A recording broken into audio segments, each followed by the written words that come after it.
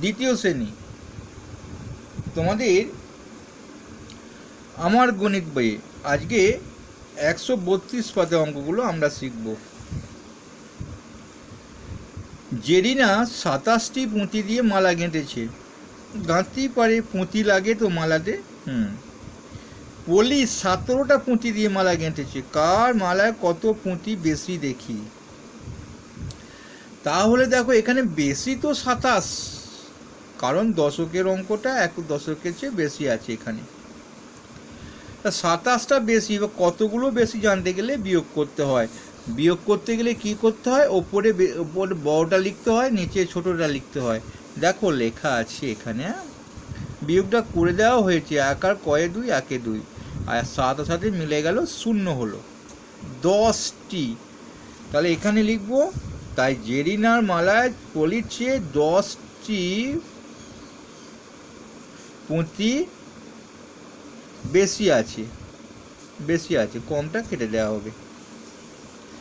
তাই আমরা কোন দিকে গ্রেটার দেন চিহ্ন দেবো? আমরা আগের ভিডিও শিখিয়ে দিয়েছি, যেটা বড় সেদিকে দিতে হয় এই হাঁটা।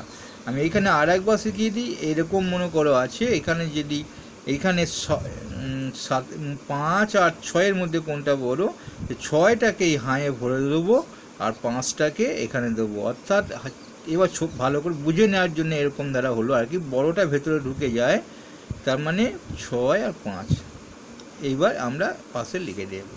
শেখার জন্য আমাদের অনেক কিছুই পড়তে হয়, অনেক সহজ গল্প জানতে হয়। এইভাবে আমাদের শেখার দরকার নেই, আমরা পরীক্ষা খাতা শিখতে সময় নেই। দেখো এইটা 27 বড় না 36 বড়? দেখো দশকের একক, দশকের ঘরটা কোনটা বেশি আছে? দশকের ঘরটা যেটা বেশি থাকবে সেটাই বেশি।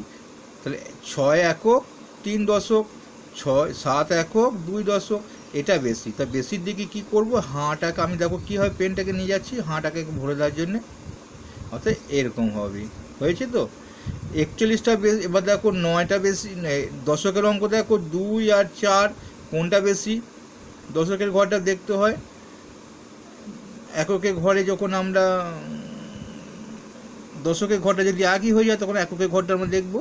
এখন দশকের ঘরটা দেখো 4টা বেশি, 4 দিকে। এটা দেখো 5 আর 6 কোনটা বেশি? 6টা বেশি। দশকের অঙ্ক 2 ঘর থাকলে দশকের অঙ্ক যদি একটা দুটোই 6 হয়ে যেত তাহলে এককের ঘরটা যেটা বেশি হতো সেটা বেশি। এখন দেখো 4 আর 5 দশকের ঘরটা দেখছি 58। আমি সবসময় কিন্তু দশকের কথাগুলো বলছি। 8টা একক, এটা 5টা দশক, 2টা একক, 4টা দশক। তো দশক দেখবো, এটা বেশি আছে, বেশিটা করে দেব। 7 দশক আছে, এর দশক আছে 6, তাহলে দশকের ঘরটা দেখছি, কারণ এককের ঘর আমাদের এখানে দুটো করে সংখ্যা আছে, এককের ঘর দেখার হয় না, তাহলে 7টা বেশি।